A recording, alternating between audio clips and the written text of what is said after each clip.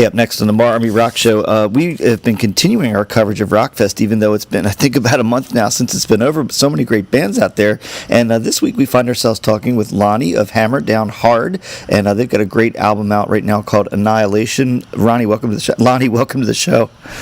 Hey, thanks for having me. So, by no means are you a rookie musician, but the band is kind of new. So why don't you give folks a little bit of the bio of Hammer Down Hard? Yeah, well, I'm actually a member of Black Oak, Arkansas, and I played a lot of different bands over the years. And I just always wanted to do this solo project, and I just talked to the producer that did Total Annihilation, Justin Reimer.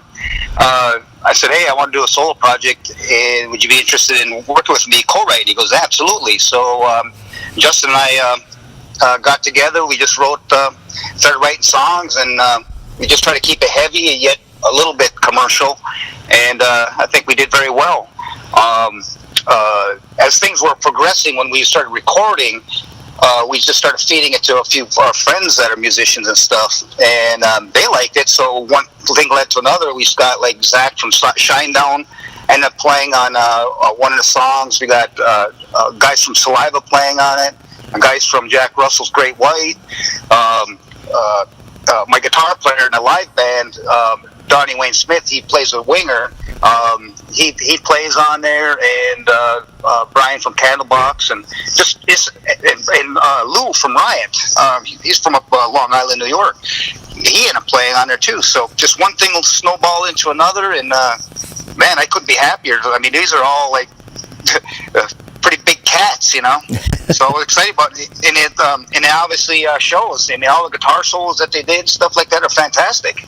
It's a pretty exciting time for myself. Yeah, so for folks just listening, they're probably blown away, like, wow, that is a who's who of, it's almost like a super group made into one little project, isn't it? Yeah, absolutely. And then the first show that we actually played was Rockfest.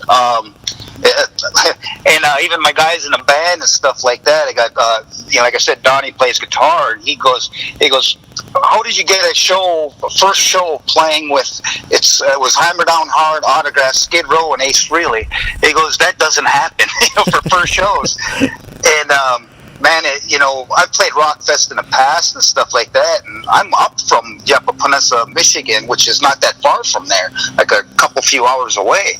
And, man, I tell you what, it couldn't have been a better first show for me. I was getting real close to being home, and playing on the same stage, the same night, and with all those guys, that's, total honor too, So tell folks a little bit that may not understand what Rockfest is, what a great festival that is, and share a couple of your positive, or I assume positive, thoughts from that festival.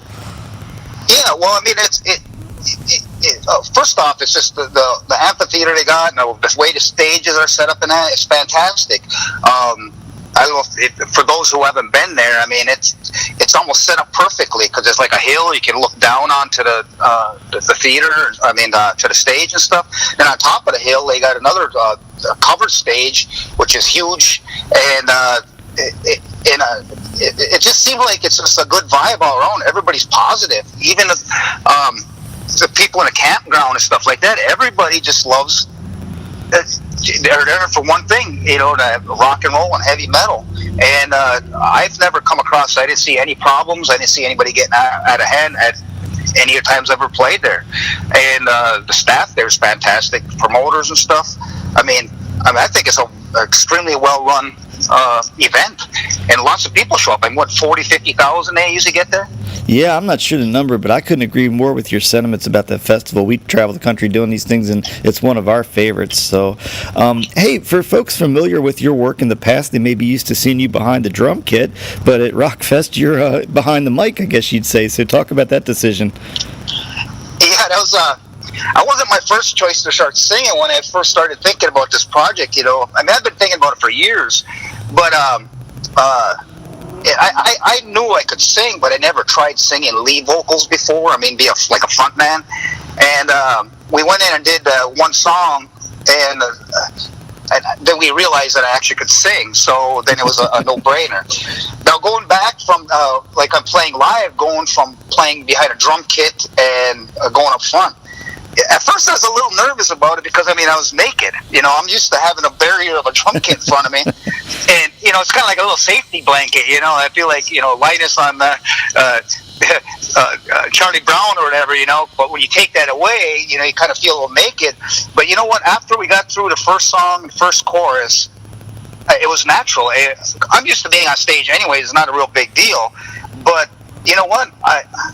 It just felt good. I was able to be that much closer to connect with the crowd and the people, and actually be able to talk to them one-on-one. To me, that meant all, you know, the world to me, and I couldn't have done it better. Done it at a better place. You know, Rockfest. Man, that crowd was awesome.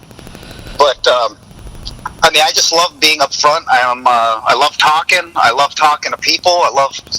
I'm a big social media cat on like Facebook. I just love talking to. I never call them fans because I just they're my friends, and I met so many people, and I actually interact with everybody. But going up front was not an issue for me. I enjoyed every minute of it. So we mentioned that the record's called Total Annihilation. Now, tell us a little bit about the making of the record. Now, are these songs that like you just sat down and wrote for this project, or are they ones that you've had floating around for a while that you always wanted to do? Well, the magical thing about it is we just went in and just started writing. And this record is basically written and recorded in 7-8 weeks. We'd go in and we'd just have like a guitar riff, and then we'd build off of that. And I also played drums on the record too, so it was just basically Justin and I. And we had he played guitar and he played some bass guitar. We also had one of the guys from Cerner Hall play bass guitar on it.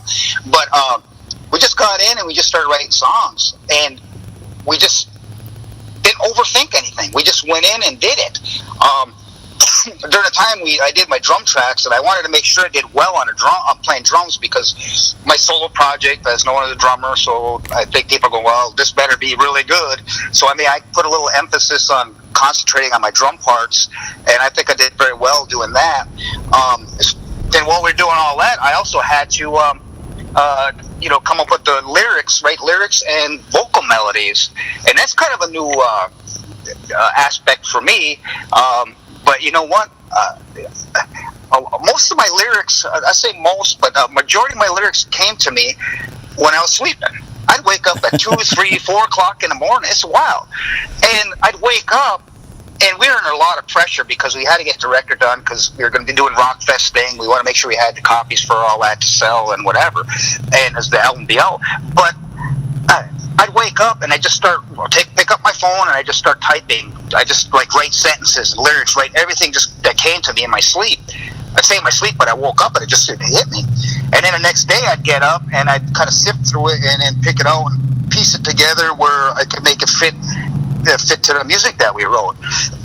Now, I wrote a bunch of different stuff, and obviously none of it, lyrics, but not all I got on the record. But all the songs we did write made it on the record. You know, we wrote 7 songs, and we did 1 cover song, Fox on a Run, but every song we wrote made it on the record, and we just went for it. So I was going to ask you about that cover tune. What was it that made that tune be the cover tune on the record? Is it a song you just always loved, or a band you loved, or what was it that made you decide to do that cover?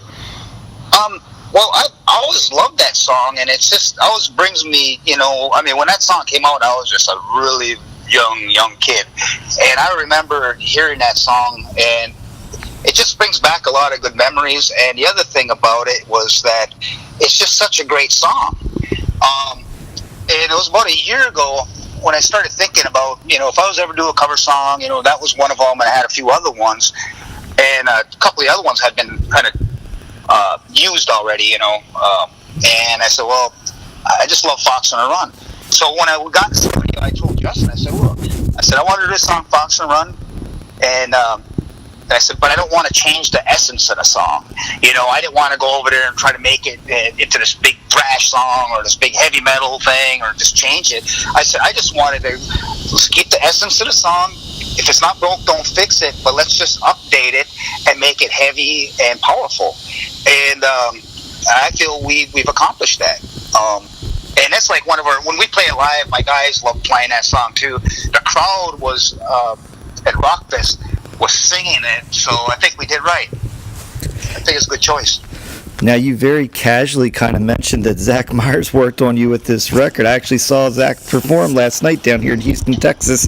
Tell us a little bit about how that came to be.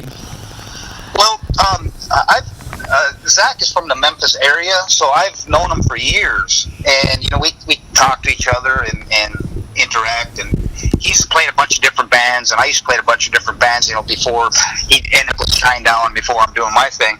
But when we cut this first song, I also say the pilot song, Justin and I did it back in November, December of 2017. And that's the song Who I Am. Because Zach goes and does a lot of his side projects with Justin in that same studio. Absolutely. So Justin goes, all right, well, let me text Zach and see if he'd be interested. So he texts Zach. He goes, hey, Lonnie's doing a solo project called Hammer Down Hard, and would you be interested in, maybe doing a guitar solo on it? And Zach goes, who's singing? Who's singing? And Justin goes, Lonnie. And Zach goes, well, send it over, because nobody heard me sing before. So Justin sends it over. And he texts me, goes, hey, Zach asked for it, he's listened to it. About 10 minutes later, Justin texts me back, goes, Zach said, wow, I wasn't expecting that. He goes, when you want me to come in? And, so that made me feel real good that I think I nailed or did something or struck a chord with him on my vocals in the song and everything like that. But he came in, and, man, that's such a fantastic guitar solo on Who I Am. And Zach is just the good as gold. He's the hardest working guy in show business. I mean, he just when Shinedown's not doing stuff, he's doing other projects, playing country, and he does everything. And he's fantastic. Well, hey, man, Lonnie, I've enjoyed getting to know you a little bit here on the MARR Rock Show. The band is Hammered Down Hard.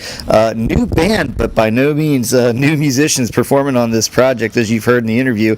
And you can pick up the new record Annihilation right now on all your favorite digital outlets, as we did. And, Lonnie, I appreciate you taking the time to talk to us today. Man, it's totally my pleasure. And thank you for all the support. And thank you to all the people that buy music and support these bands, because that's how you keep the music alive. You got to go out and you got to purchase the stuff. I mean, these bands, you don't want them to go away. If you like something, buy it. If you don't like it, don't buy it. But it's y'all who are keeping the music alive. And thank you so much, Rocky, for having me. Hey, man, it's been absolutely our pleasure.